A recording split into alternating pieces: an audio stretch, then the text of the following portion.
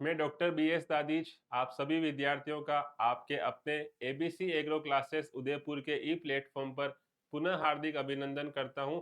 सब्जियों की जो बात चल रही थी उसमें हमने पिछली कक्षा में सब्जियों के वर्गीकरण की कुछ बातें पढ़ी थी। आज भी उसी टॉपिक को कंटिन्यू करते हैं कि सब्जियों का वर्गीकरण और किस किस प्रकार से हो सकता है। तो चलिए आज की इस महत्वपूर्ण कक्षा को आरंभ करते हैं। सब्जियों का वर्गीकरण। तो देखिए सब्जियों का जो वर्गीकरण होता है उसकी हम नेक्स्ट बात करते हैं कि किस बिंदु पे किया जाएगा। तो अगर आपसे कभी ऐसा पूछ ले कि जड़ों की गहराई के आधार पर सब्जियों को कितने भागों में विभाजित किया गया है, जड़ों की गहराई के आधार पर, तो देखिएगा नेक्स्ट क्लासिफिकेशन है वो है जड़ों की गहराई के आधार पर। जड़ों की गहराई के आधार पर सब्जियों को कितने भागों में विभाजित किया गया है। तो याद रखिएगा इसको 3 भागों में विभाजित किया गया है। उछली जड़, मध्यम गहरी जड़ और अधिक गहरी जड़। उछली जड़ का मतलब बिल्कुल शैलो, उछली, उथली।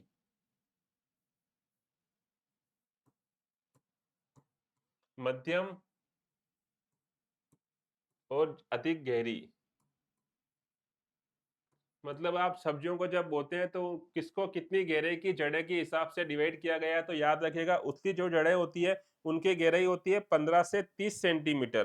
कितनी होती है? 15 से 30 सेंटीमीटर। याद रखिएगा इनकी जड़ों की गहराई होती है 15 से 30 सेंटीमीटर। उन सबको कहा जाता है उछली जड़ों वाली सब्जियां। और अगर आपसे पूछना कि मध्यम गहरी जड़ जो होती है उनकी कितनी गहराई होती है, तो याद रखिएगा इनकी गहराई होती है 70 से 100, 70 से 100 सेंटीमीटर वालों को कहा जाता है, सब्जियों को कहा जाता है मध्यम गहरी। सब्जियों के अंदर जड़ों के अंदर जाएंगे और 120 से 180 सेंटीमीटर तक अगर जड़ें चली जाएं तो उसे कहा जाता है गहरी जड़ों वाली सब्जियां। अब देखिए इनके उदाहरण क्या होंगे।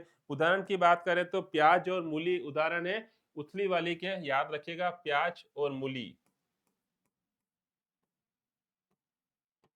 ये दोनों उदाहरण है किस तरह की जड़ों वाली? उथली जड़ों वाली। याद रखिएगा प्याज और मूली। अब देखिए आपसे अगर मध्यम का पूछे तो मध्यम के याद रखिएगा बैंगन, मिर्च और शलजम। याद रखिएगा बैंगन, मिर्च और शलजम, ये तीनों है मध्यम गहरी वाली सब्जियां। जड़ें मध्यम, जड़ें जिसकी जिसकी जड़ें मध्यम गहरी होती हैं। और अधिक गहरी वाली पूछ रहे हैं तो तरबूज, टमाटर और गवार। याद रखिएगा तरबूज, टमाटर और गवार। तरबूज, टमाटर और गवार, ये तीनों आती है अधिक गहरी जड़ें वाली सब्जियों के अंदर जाती है। अब देखिए इसके अलावा आपसे दूसरा क्लासिफिकेशन और पूछ लें कि जब आप इस पौधों को स्थानांतरण करते हो तो उस आधार पर अगर विभाजित करा जाए, पौधों को स्थानांतरण करने के आधार पर अगर सब्जियों को विभाजित किया जाए तो वो किस तरह से होता है देखिएगा। स्थानांतरण के आधार पर,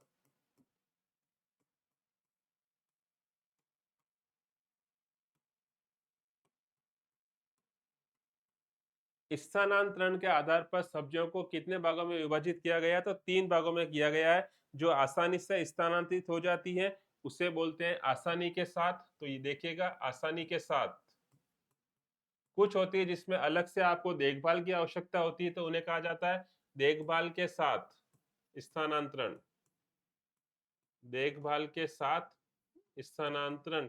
और कुछ को स्थानांतरण नहीं किया जा सकता तो बिना स्थानांतरण। स्थानांतरण जिसमें नहीं हो सकता, जिनको स्थानांतरित आप नहीं कर सकते, बिल्कुल भी स्थानांतरित नहीं होंगे। अब देखिए पौधा स्थानांतरण में जो आसानी से ट्रांसफर हो जाती है उसके उदाहरण याद रखिएगा बैंगन, टमाटर और गोभी वर्गीय। बैंगन, टमाटर और कोल क्रॉप्स, जिसे आप क्या बोलते हो?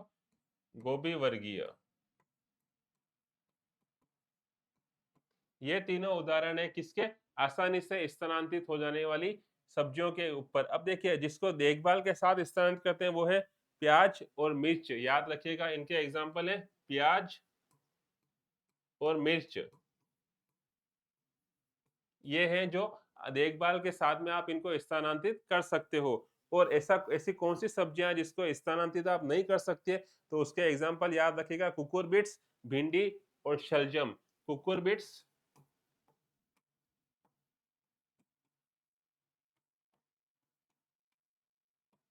भिंडी और शलजम,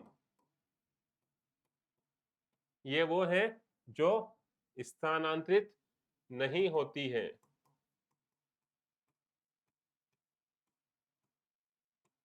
तो देखिए, अगर आपसे स्थानांतरण के ऊपर पूछे तो 3 नाम लिखे हुए हैं, आसानी से होने वाले उदाहरण है बैंगन, टमाटर, गोभी वर्गीय। कुछ देखभाल के साथ में स्थानांतरित कौन से होते हैं, प्याज और मिर्च। और स्थानांतरित बिल्कुल नहीं होते हैं, वो है कुकुरबिट्स, भिंडी और शलजम। ये आप याद रखिएगा। अब देखिएगा, अगर आपसे और कोई प्रश्न पूछ रहे हैं इस तरह से कि मौसम के आधार पर, तो आप जानते हैं वर्षा, सर्दी और गर्मी, उसका बताने का आवश्यकता नहीं। अब देखिए, अब हम बात करते हैं इन सब्जियों के लिए सबसे महत्वपूर्ण जगह क्या होती है, नर्सरी।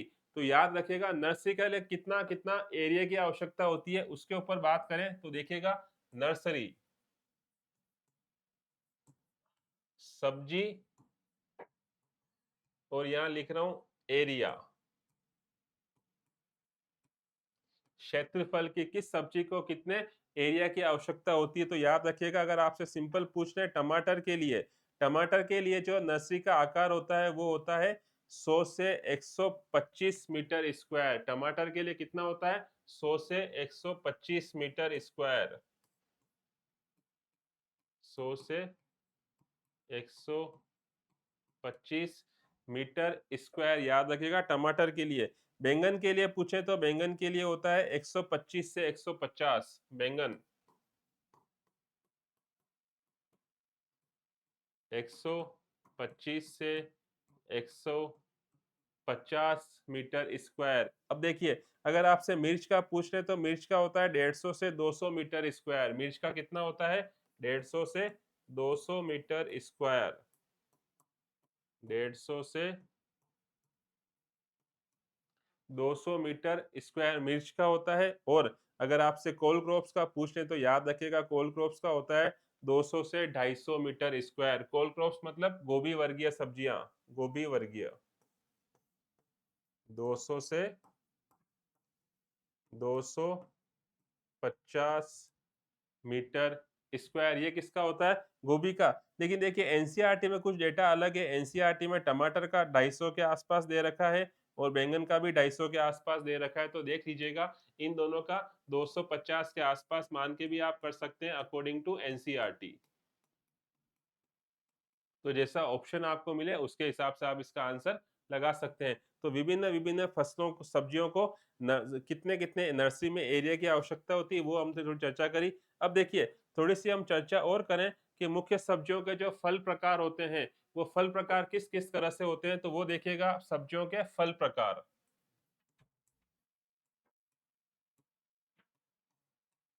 सब्जियों के फल प्रकार किस किस तरह से होते हैं वो देखिएगा। तो देखिए, सरस होता है, वो किस किस का होता है, याद रखिएगा, सरस होता है सोलेनेसी कुल का। बहुत इंपॉर्टेंट प्रश्न बनता है, सरस ये होता है सोलेनेसी कुल की सब्जियों में। किसमें होता है, सोलेनेसी कुल की सब्जियों के फल प्रकार को हम क्या बोलते हैं, सरस बोलते हैं। तो कैप्सूल किसे कहा जाता है, तो याद रखिएगा, कैप्सूल होता है भिंडी और शक्करकंद का। कैप्सूल किसका होता है, भिंडी और शक्करकंद का।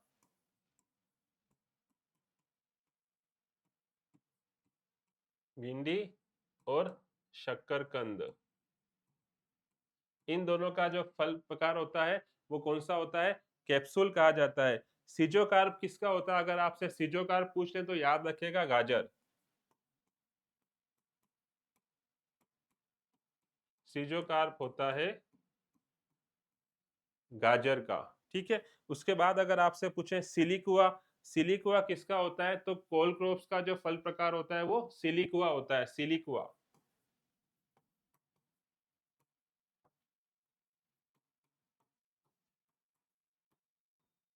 गोभी वर्गीय,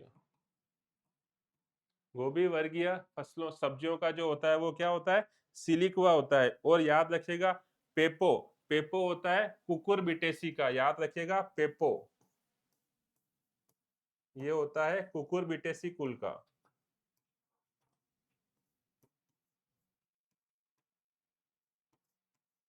कुकुरबिटेसी कुल का कौन सा फल प्रकार होता है, तो याद रखिएगा पेपो। और अगर आपको लेग्यूमिनेसी का पूछ ले कभी, तो लेग्यूमिनेसी का याद रखिएगा पोड़। लेग्यूमिनेसी का क्या होता है, पोड़।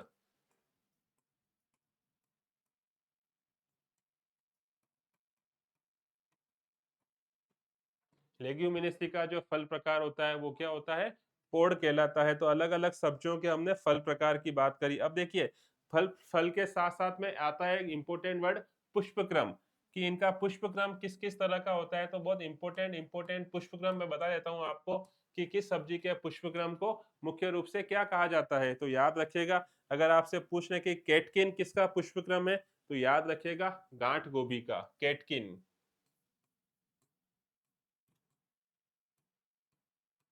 केटकिन किसका पुष्पक्रम है, तो याद रखिएगा गांठ गोभी। अगर आपसे कभी पूछ लें कि केटकिन किसका पुष्पक्रम है, तो वो गांठ गोभी का भी है और पत्ता गोभी का भी है, दोनों का है, गांठ गोभी और पत्ता गोभी।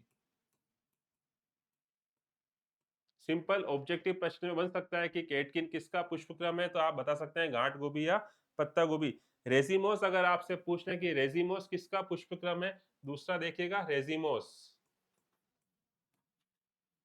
तो उसका आंसर है कोलक्रॉप्स। याद रखिएगा कोलक्रॉप्स।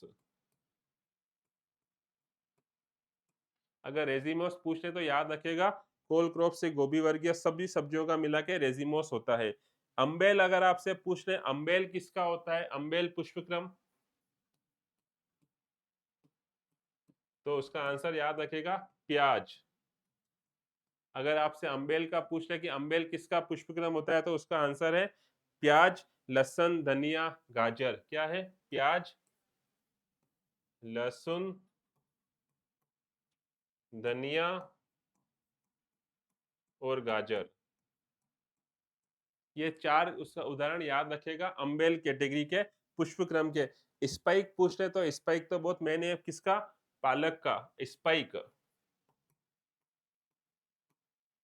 स्पाइक किसका पुष्पक्रम कहलाता है, तो उसका आंसर आप याद रखेगा स्पाइक होता है पालक का पुष्पक्रम। और अगर आपसे कभी साइमोस पूछ ले, तो साइमोस जो होता है वो होता है कुकुरबिटेसी कुल की सब्जियों का, साइमोस, ये होता है कुकुरबिटेसी कुल की सब्जियों का।